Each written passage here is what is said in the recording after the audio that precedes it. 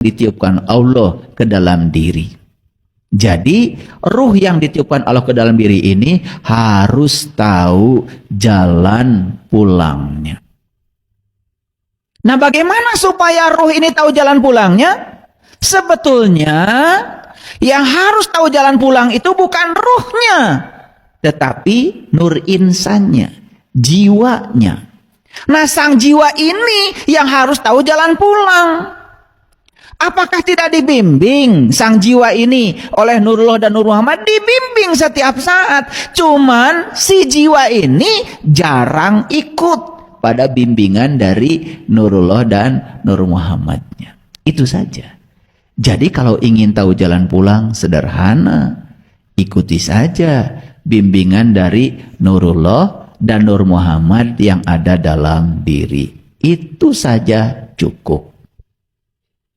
Apakah untuk tahu jalan pulang ini harus hafal ayat? Harus hafal kitab suci? Harus hafal ribuan hadis? Harus hafal ini, hafal itu? Tidak. Tidak. Makanya di Quran sangat luar biasa, ya, dikatakan seperti ini. Baik, kita lihat ayatnya. Ini Quran surat Al-Hijr ayat yang ke-29. Jadi bisa dibaca ya, surat ke-15 ayat 29. Maka ketika aku telah menyempurnakan penciptaannya dan aku tiupkan ruhku. Ayo kita pahami. Yang ditiupkan ke dalam tubuh kita ini bukan ruhmu. Ruhku, mirruhi. Pertanyaan saya, ada nggak ruhmu? Ada? Nggak ada. Karena yang ditiupkan ke dalam tubuh kita itu bukan ruhmu. Kata Allah, ruhku, mirruhi. Jadi siapa sesungguhnya dirimu itu? Ya, dirimu itu adalah ruhku. Stop aja sampai situ dulu. Nanti kalau kepanjangan malah nggak ngerti. Nah, tugasmu apa? Tunduklah kamu. Coba lihat ayatnya. Fa'idha sawaituhu wa nafakhtu fihi mirruhi faqa'ulahu sajidin. Jadi tugasmu adalah tunduk dan sujud kepada ruhku. Ada nggak di sini harus pesantren? Ada nggak di sini harus ini harus itu? Nggak ada. Tugasmu cuma satu, tunduk saja pada ruhku. Pertanyaannya, siapa yang harus tunduk? Ayo lihat saya semuanya. Yang harus tunduk itu adalah jiwamu, nafsmu. Pada siapa? Pada dua pembimbing yang hidup dalam dirimu. Nurullah dan Nur Muhammad. Itu yang membimbingmu. Kita hanya disuruh sujud ke situ saja. Itulah pesantren yang sebenarnya.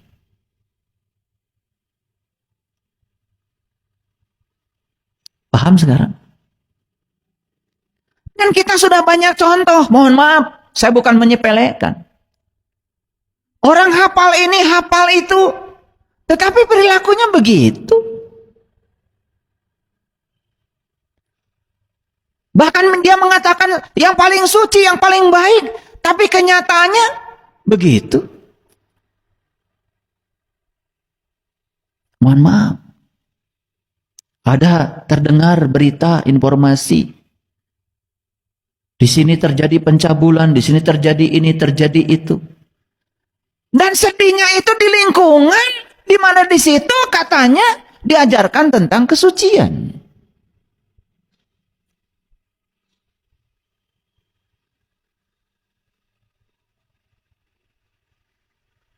Jadi sederhana saja sebetulnya. Kalau ingin tahu jalan pulang, satu-satunya jalan pulang adalah sujudkan jiwamu pada ruhku. Itu saja. Saya yakin siapapun orang di tempat ini yang selalu mengikuti apa kata diri sejatinya. Bahkan tidak hafal ayat. Tidak ngaji ini, ngaji itu, saya yakin selamat. Sebaliknya, Yang hafal ini hafal itu cuman luarnya saja, tetapi dia berkhianat kepada ruhku yang ada dalam dirinya. Itulah yang disebut dengan melanggar dari keselarasan diri dengan diri sejatinya. Gimana, mengerti? Sebelum saya lanjutkan, yuk kita simpulkan dulu. Jadi yang disebut dengan jalan itu jalan pulang. Kalau ruhku ini percikan cahaya ilahi ingin pulang ke tempat asalnya, sederhana kok. Jalannya turuti perintah ruhku yang membimbingmu setiap saat, setiap ruang dan waktu. Tidak pernah tertidur, tidak pernah terkantuk. Ikuti saja itu. Sudah, selesai.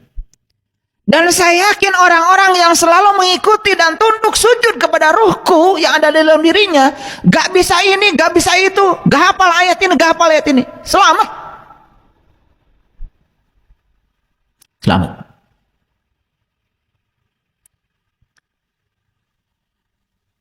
Nah, oleh karena itu, mundur dulu ke belakang. Kita ini harus belajar ilmu. Syaratnya tiga. Satu, ilmu itu harus memenuhi asas koherensi. Yang kedua, ilmu itu harus memenuhi asas korespondensi. Yang ketiga, ilmu itu harus memenuhi asas pragmatis. Ini agak keren sedikit kuliah hari ini. Saya bicara filsafat ilmu sedikit. Apa yang disebut dengan asas koherensi? Yang namanya asas koherensi mensyaratkan bahwa pengetahuan